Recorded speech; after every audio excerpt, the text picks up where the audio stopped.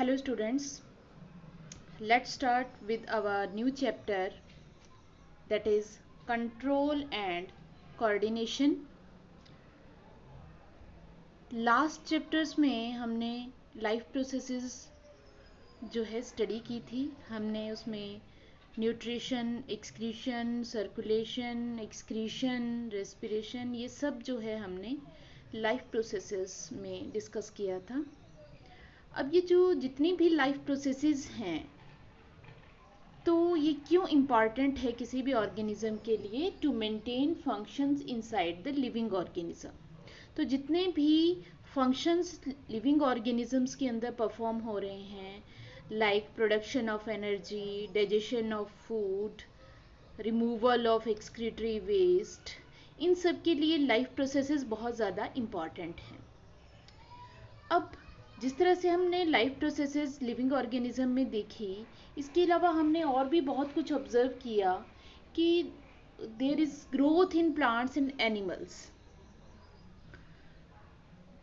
जब भी life processes होती हैं किसी भी ऑर्गेनिज्म के अंदर, तो वो उनमें जो न्यूट्रिशन की प्रोसेस है उसमें क्या होता है? Formation of energy. तो energy, why energy is required for living organism? हमारे जितने भी अंदर मेटाबॉलिज्म हो रहा है उसको प्रोसीड करने में एनर्जी हेल्प करती है, and ultimately it helps in the growth of organism. अब ग्रोथ हम दोनों में देखते हैं, प्लांट्स में भी देखते हैं और एनिमल्स में भी ग्रोथ देखते हैं। अगर हम प्लांट्स की बात करें तो जब हम ग्रोथ देखते हैं कि कोई प्लांट जो है उसकी ग्रोथ हो रही है, उसकी ब्रांचेस एक जगह से दूसरी जगह तक स्प्रेड कर रही हैं, तो इन्हें हमें ऐसे लगता है कि जैसे उनमें मूवमेंट हो रही है। प्लांट की रूट पहले एक प्लेस पे थी, अब ग्रो करके आगे तक आ गई, तो हमें लगता है कि मूवमेंट हो गई। या प्लांट की जो स्टेम की हाइट थी पहले कम थी, ऊपर तक आ गई। इसके अलावा भी बहुत सारी हम ग्रोथ जो है मूवमेंट देखते हैं। लेकिन एनिमल्स में जो उनमें मूवमेंट होती हैं या लोकोमोशन उनके केस में हम कहेंगे, उसका मीनिंग ग्रोथ नहीं होता है। प्लांट्स में तो हम देख सकते हैं कि उनकी मूवमेंट है, जैसे हम कहते हैं टुवर्ड्स वाटर या टुवर्ड्स सनलाइट, टुवर्ड्स ग्रेविटी, तो उनका बॉडी पार्ट कोई ना कोई मूवमेंट शो करते हैं। बट वो मूवमेंट बेसिकली ग्रोथ की मूवमेंट्स होती हैं, क्योंकि उनमें सेल डिवीज़न होती है टुवर्ड अ पर्टिकुलर स्टिमुलस। एक पर्टिकुलर स्टिमुलस की तरफ वो ग्रोथ करते हैं, ठीक है। लेकिन एनिमल्स अगर मूव कर रहे हैं या उनमें लोकोमोशन हो रहा है, इट डजंट मीन ग्रोथ। तो इट मीन ये नहीं है कि उनमें ग्रोथ हो रही है। तो इट मीन्स ग्रोथ के जो मूवमेंट हैं वो हमारे में अलग तरह से हमारी ग्रोथ होती है, प्लांट्स की ग्रोथ अलग तरह से होती है। प्लांट्स में मूवमेंट अलग तरह की होती हैं और एनिमल्स में मूवमेंट अलग तरह की होती हैं। अब मेन आ जाता है हमारा कि ये मूवमेंट्स हो क्यों रही हैं, इन मूवमेंट्स के पीछे क्या रिस्पॉन्सिबल है, क्यों हो रही हैं ये मूवमेंट। चाहे हम प्लांट्स की ग्रोथ मूवमेंट कहें या हम अपने बॉडी पार्ट की मूवमेंट की बात करें, क्लोजिंग ऑफ आईलिड्स की बात करें, या हम सेंसिटिविटी की बात करें, या हम दौड़ते हैं, भागते हैं ऑल ऑफ द सडन, या प्लांट्स में कोई भी तरह की ग्रोथ मूवमेंट होती, क्यों हो रही है, what is the reason behind it. तो इस चैप्टर में हम यही देखेंगे कि इन मूवमेंट्स के पीछे क्या रीज़न है, whether they are of plants और they are of animals, what is the reason behind these movements. First हम इसमें देखते हैं, जो हम चैप्टर पढ़ रहे हैं, control and coordination. What is the meaning of control and coordination? First of all, control. It means that there is a special system in the body which control or guide all the functioning of body and its organs. Control का क्या meaning है कि कुछ ना कुछ ऐसा part, ऐसा organ या ऐसा सिस्टम है बॉडी के अंदर जो सारी एक्टिविटीज़ को कंट्रोल कर रहा है। तो जैसे हम सेल्स में पढ़ा करते थे कि कंट्रोल किस तरह से होता है, हम कहते थे nucleus control all the activities, all the reactions inside a cell. In the same way, in the body of plants and animals, there is a control center which control all the activities, all the growth movements inside an organism. तो control का meaning आप समझ गए कि इसमें क्या है कि सभी जो फंक्शंस हैं बॉडी के, उनको किस तरह से कंट्रोल, कौन है जो उनको वहाँ से कंट्रोल कर रहा है, कब वो परफॉर्म होने चाहिए, कब वो नहीं होने चाहिए परफॉर्म, कब जो है, जिस तरह से हम एग्जांपल देते हैं कंट्रोल का, किस टाइम पे आप डाइजेशन का, डाइजेस्टिव सिस्टम हमने पढ़ा था, तो किस टाइम पे किसी गैस्ट्रिक जूस की सिक्रेशन होनी चाहिए, किस टाइम पे नहीं होनी चाहिए। हर टाइम पे कोई भी डाइजेस्टिव जूस सिक्रेट नहीं होता।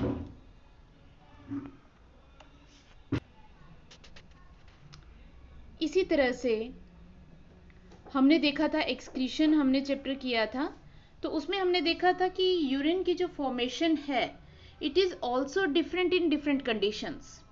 It depends upon the amount of water in the body.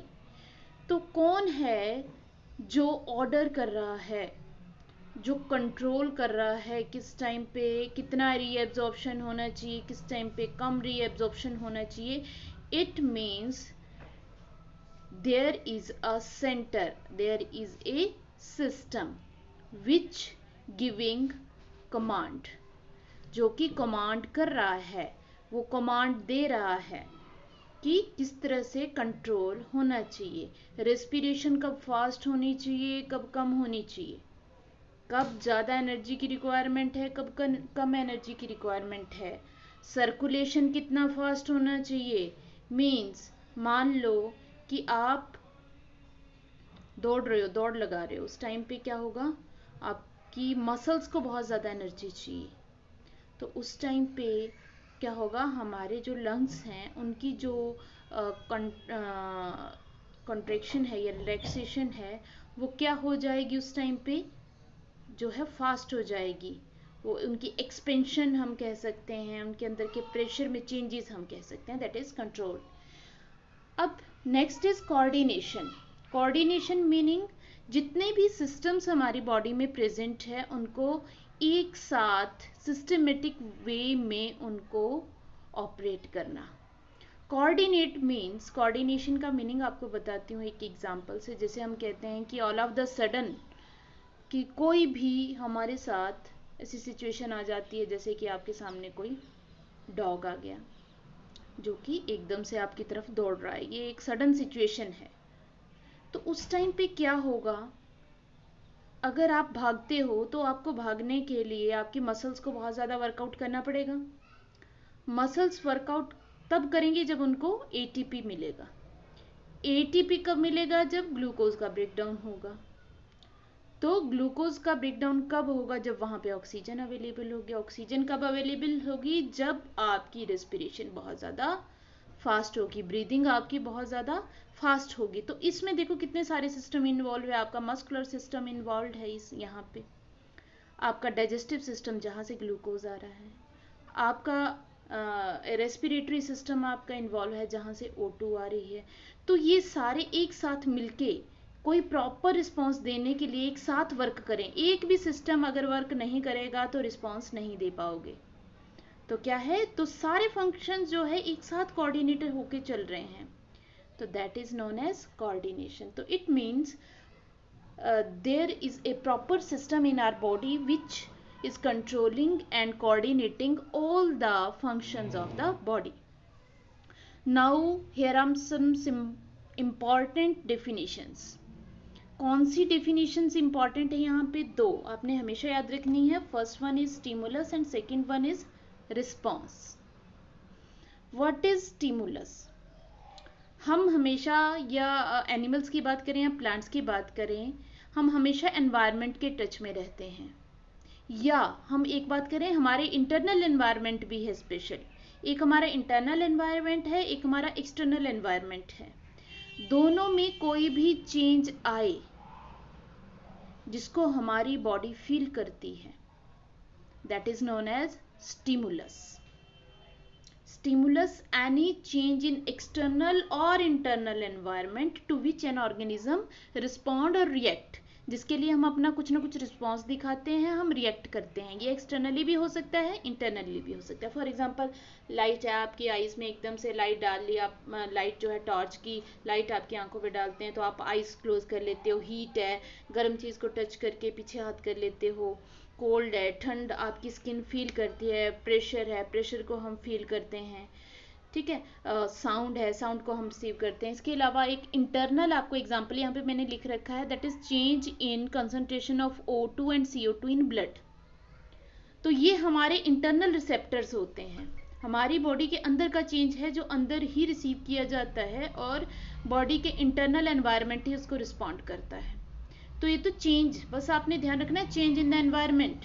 For example आप क्लास में बैठे थे, एक टीचर जैसे आप एंटर होता है आप एकदम से खड़े हो जाते हैं या आप एकदम से विश करते हैं, तो उस टाइम पे आपको क्या मिला, वो जैसे ही एंटर हुआ आपका नॉर्मल एनवायरनमेंट था, एकदम से चेंज हुआ, टीचर आ गया, तो वो टीचर की एंट्री आपके लिए क्या है, स्टिमुलस, ठीक है। तो स्टिमुलस हम सेंस ऑर्गन्स के थ्रू रिसीव करते हैं नॉर्मली, जैसे आपने आइज के थ्रू रिसीव किया, ईयर्स के थ्रू, नोज के थ्रू, स्किन के थ्रू, तो ये है। अब आ जाता है रिस्पॉन्स क्या होता है। जब भी आपको कोई स्टिमुलस मिला तो आपकी बॉडी उसके लिए क्या मूवमेंट शो करती है, क्या रिएक्शन देती है एक्सटर्नली और internally, that is your response, ठीक है। जैसे मैंने अभी कहा आपको कि आपके लिए स्टिमुलस था टीचर, और आपने विश किया या आप खड़े हो गए या आप एकदम से एक्टिव हो गए क्लास में, आप कुछ और काम कर रहे थे, आप एकदम से अवेयर हो गए कि टीचर है, आप सीधे बैठ गए, तो वो आपका क्या हो गया, रिस्पॉन्स। ये कोई मूवमेंट भी हो सकती है आपकी बॉडी की, या प्लांट्स की भी बात सेम हम करें, या आपकी बॉडी के इनसाइड में भी कोई पर्टिकुलर रिएक्शन परफॉर्म हो, कोई पर्टिकुलर चेंज आए, तो वो क्या हो जाता है, रिस्पॉन्स। अब एग्जाम्पल्स ऑफ रिस्पॉन्स आपको बताती हूँ, जैसे contraction of muscles. Contraction of muscle, एकदम से आप भागते हैं तो वो मसल्स कॉन्ट्रैक्ट करेंगी, आप मूवमेंट करते हैं किसी बॉडी पार्ट की तो उसमें भी मसल्स कॉन्ट्रैक्ट करेंगी।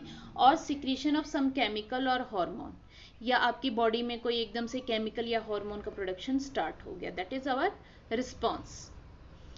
Now how to receive stimulus and give response in human beings. अब हम ह्यूमन बींग्स की बात करेंगे। ह्यूमन बींग्स में कंट्रोल एंड कोऑर्डिनेशन हम पहले करेंगे और प्लांट्स में हम बाद में करेंगे। तो यहाँ हम स्टार्ट करते हैं कि रिसीव स्टिमुलस कैसे किया जाए और उसके लिए रिस्पॉन्स कैसे दिया जाता है ह्यूमन बींग्स में। तो it is done with the help of special cells. हमारे पास स्पेशल सेल्स हैं, और हम कहें स्पेशल सेल्स हैं या स्पेशल टिश्यूज़ हैं जो कि किसी भी स्टिमुलस को रिसीव करते हैं। तो कौन रिसीव करेगा, सबसे पहले बात करते हैं रिसेप्टर्स की। कोई भी रिसेप्टर कोई एक सेल भी हो सकती है और एक ग्रुप ऑफ सेल भी हो सकता है। कहाँ पे प्रेजेंट है, इन अ सेंस ऑर्गन। जरूरी नहीं सभी सेंस ऑर्गन्स में हो, कुछ इंटरनल बॉडी पार्ट्स में भी होते हैं, लेकिन मेनली बात कहाँ पे होते हैं, सेंस ऑर्गन में। Which is sensitive to a particular type of stimulus. Receptor क्या है, कोई भी सेल है जो किसी पर्टिकुलर स्टिमुलस को रिसीव करती है, और a particular type of change in environment, या एनवायरनमेंट में कोई भी चेंज आ रहा है उसको जो रिसीव कर रही है, जैसे कि light, sound, smell, taste, heat and pressure, ये स्टिमुलस है, इनको जो रिसीव कर रहा है। फॉर एग्जांपल मैं आपको देती हूँ, जैसे आपकी स्किन की सेल्स हैं, तो स्किन किसको, हीट को जो है वो सेंस कर सकती है, तो जो आपकी स्किन की सेल्स हुई वो रिसेप्टर सेल्स हैं। आपकी नोज की सेल्स जो हैं वो ऑर्डर, कोई पर्टिकुलर ऑर्डर है उसकी रिसेप्टर्स हैं। आपकी जो आईज की सेल्स हैं वो लाइट रिसेप्टर्स हैं। तो ये रिसेप्टर स्पेशल सेल्स या हम टिश्यूज, ग्रुप ऑफ सेल्स कह सकते हैं, जो किसी पर्टिकुलर स्टिमुलस को रिसीव करते हैं। तो आपने याद रखना है, जैसे कि लाइट है, साउंड है, स्मेल, हीट एंड प्रेशर। इसके अलावा भी बहुत सारे स्टिमुलस होते हैं जिनको रिसीव करती हैं हमारी रिसेप्टर सेल्स। अब रिसेप्टर सेल्स ने रिसीव कर लिया स्टिमुलस, तो उससे क्या होगा, उस जो स्टिमुलस उन्होंने रिसीव किया उसके रिस्पॉन्स में हमारी बॉडी कुछ ना कुछ मूवमेंट शो करेगी, कुछ ना कुछ चेंज, कुछ ना कुछ सिक्रीट करेगी। तो इफेक्टर उसमें आ जाता है। An effector is a part of body which can respond to a stimulus according to instructions sent from nervous system, means spinal cord और brain. नॉर्मली जो है सेंट्रल नर्वस सिस्टम से, याद रखना है आपने, मेनली हमारा जो रिस्पॉन्ड करता है हमारा सेंट्रल नर्वस सिस्टम ही करता है, that means spinal cord and brain. आपने याद रखना है इफेक्टर. फॉर एग्जांपल जो है इफेक्टर हमारे बॉडी में मसल्स और ग्लैंड्स हैं. कैसे? जैसे मैंने अभी आपको बताया कि आप एकदम से कहीं पे भी आपको किसी सिचुएशन में आपको दौड़ना पड़ जाता है. आपके रिसेप्टर ने, आई के रिसेप्टर ने डॉग को देखा, एकदम से जो न्यूरॉन्स के थ्रू उसकी इंफॉर्मेशन आपकी सेंट्रल नर्वस सिस्टम में गई. अब आपकी मूवमेंट, आपने सिर्फ देखा है, ऑल ऑफ द सडन आपकी मूवमेंट हो जाती है. या हम सिंपल वे में कहें, ये तो रिफ्लेक्स एक्शंस आ जाते हैं, आप सिंपल वे में कहें कि आप रोड के ऊपर चल रहे हैं और पीछे से, आप रोड के बिल्कुल साइड में चल रहे हैं, पीछे से एक गाड़ी आती है जो हॉर्न देती है. आप गाड़ी को नहीं देखेंगे, आप धीरे धीरे क्या कर जाते हैं, मूव कर जाते हैं थोड़ा सा और साइड में, अपनी पोजीशन को चेंज कर लेते हैं. तो इस केस में रिसेप्टर्स क्या थे? साउंड आया, उसके रिसेप्टर थे आपके ईयर की सेल्स. अब साउंड स्टिमुलस लेना ही इंपॉर्टेंट नहीं है. आपने सुन ली साउंड तो उसके लिए आप रिस्पॉन्ड भी तो करोगे. तो आपकी बॉडी साइड में मूव करेगी. मूव वो तब करेगी जब आपकी लेग्स की मसल्स कॉन्ट्रैक्ट करेंगी. तो लेग्स की मसल कॉन्ट्रैक्ट जो होंगी वो कब होंगी? जब ब्रेन या स्पाइनल कॉर्ड उसको रिस्पॉन्ड करेगा या उस तक इंस्ट्रक्शंस उसके ऊपर पहुंचाएगा, तब वो कॉन्ट्रैक्ट करेंगी और आपकी मूवमेंट में हेल्प करेंगी. तो इफेक्टर कौन हो गया? मसल्स. कान कुछ नहीं कर सकता, कान सिर्फ सुन सकता है. ये जो आपकी ईयर्स की सेल्स है वो सुन ही सकती हैं. रिस्पॉन्स जो देगा वो होती हैं muscles and glands. Mostly in most of the cases muscle and glands, या तो कुछ सीक्रेट हो जाएगा या फिर मसल कॉन्ट्रैक्ट करेंगी. तो आपको सिक्रीशन का भी एग्जांपल दे देती हूँ ग्लैंड्स का. फॉर एग्जांपल कि आप कहीं पे शॉप के आगे से जा रहे हैं, आपने देखा सामने स्वीट्स बहुत अच्छी बन रही हैं, तो आपके माउथ में माउथ वाटरिंग हो जाता है, सलाइवा प्रोडक्शन हो जाता है. तो ये क्यों हुआ? क्योंकि उसकी जो खुशबू थी, तो वो क्या है, आपने आपकी साइट के थ्रू और आपकी स्मेल दोनों रिसेप्टर्स ने ली. तो उनकी वजह से आपका रिस्पॉन्स क्या हुआ कि अगर ये आप खाते हैं तो डाइजेशन भी होनी चाहिए. तो उसके लिए क्या, कहाँ पे जाता है, ग्लैंड, आपके जो सलाइवरी ग्लैंड्स है वहाँ तक जो है वहाँ तक सेंट्रल नर्वस सिस्टम जो है वहाँ तक इंस्ट्रक्शन सेंड करता है टू सिक्रेट सलाइवा, ताकि अगर आप खाते हैं तो वहाँ डाइजेशन इजीली हो पाए. तो these are receptors and effectors. ठीक है. अब बात आ जाती है ह्यूमन बींग्स की. तो इन ह्यूमन बींग्स जो है हमारे में जो कंट्रोल एंड कोऑर्डिनेशन अब करता कौन है?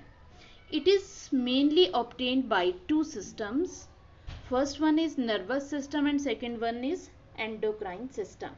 Nervous system हमारे में ये फंक्शन और ये दोनों जो सिस्टम्स हैं मिलके कंट्रोल एंड कोऑर्डिनेशन करते हैं. Endocrine system is hormonal system, जहाँ पे बहुत सारे हार्मोन सिक्रीट किए जाते हैं.